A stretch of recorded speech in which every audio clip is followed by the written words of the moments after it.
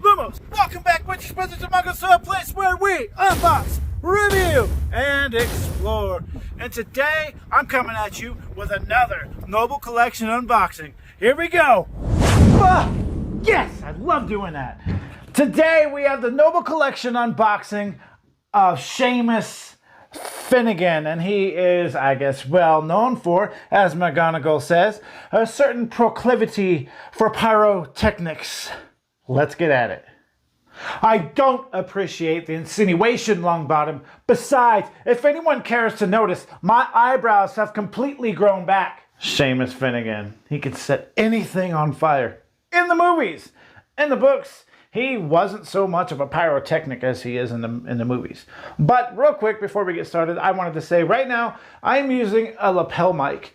Could you please leave me a comment? Let me know how it sounds. Does it sound better than my other videos? Does it sound worse? Can you tell the difference? I am currently awaiting the arrival of a boom mic, and that will bring my audio game up tenfold. So, without further ado, we'll get started with the unboxing of Seamus Finnigan.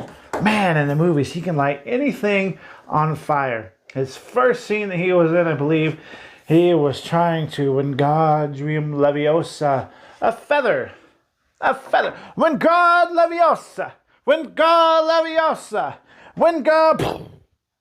I think we need a new feather over here, Professor. All right, so we take off the protective foam, and right here, my first look, and possibly your first look, of Seamus Finnigan's wand. And from what I can see right here, this looks like a pretty nice wand. And as always, like we do on my channel, we take this wand right here out of the box together. Okay, so this thing is really in here. Okay, come on. Okay, here we go. The first look at Seamus Finnigan's wand. Right off the bat, I could tell you, I think this one is perfectly straight. It's very strong, very sturdy, and very short. So we will get to that measurement here in a second. But we cannot forget these. One of my favorite parts of the wand, the golden name tag. And let me tell you why these are so important. If you haven't watched my videos before, look right behind me. You'll see some wands sort of through the reflection. Each and every one of them has a name tag. There's a reason why I get regular old-fashioned Noble Collection wands and not Ollivander. Ollivander does not come with these golden name tags. So you're going to put your wands up in the display and you're going to think, well, whose wand too? Even people that come over and admire your collection. Well, whose wand is this? Whose wand is that? No. With these, everybody knows whose wand is whose. But rambling aside, let's take a closer look. And now, here we go with the first ever lapel mic review of Seamus Finnigan's wand, a recreation of the famous wands. Right off the bat, we see some spectacular colors, some black, and this really reminds me of like a marble kind of stone color right here with the wand. As we get down to the neck of the wand, this is a fantastic wand. If you don't notice, it seems perfectly straight. It's got beautiful colors inside of this wand right here. As we get down to the shaft of the wand, and we get to what we just talked about, the famous, the magnificent, great golden name tag. Hope you enjoyed that closer look, but one thing that we cannot get away from is a reoccurring theme on this channel of unknown length, unknown wood, and unknown core. If you're collecting these wands and wondering, do most of these wands have a known length, a known wood, or a known core? The answer is sadly no. There's folklore out there that you can go by, fandom that you can go by to kind of create your own length, wood, and core, but sadly those are just folklores. They are not true. Anything that does not come out of J.K. Rowling's mouth is just folklore. It's fake, it's made up. And unless it comes from J.K. Rowling's mouth herself, I view it as false. But the one thing we get to know on this channel is the length each and every time. So here we go. Muggles, they go to such great lengths to avoid magic. But, you know what? They let me borrow their number stick. because that's how they measure things.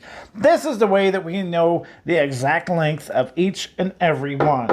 So the movie version of Seamus Finnigan's wand is, we'll call it 12 3/4 inches and roughly 32 3/4 centimeters. So now we at least know the length of Seamus Finnigan's wand.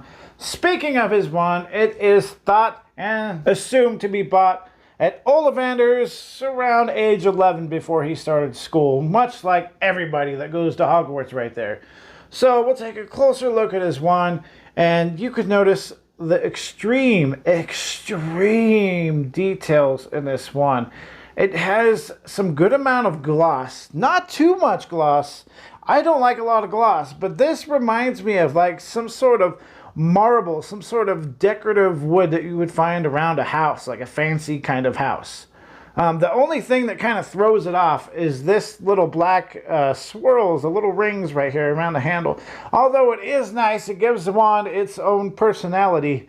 It is a little, I guess you could say, a little rough. They could have done a little better job, like right here, a little better job at making this kind of blend in with the wand. But it is nice. It has a short handle. So the handle does not fit in my fist. My fist is too big for the handle. But it is a nice, comfortable wand.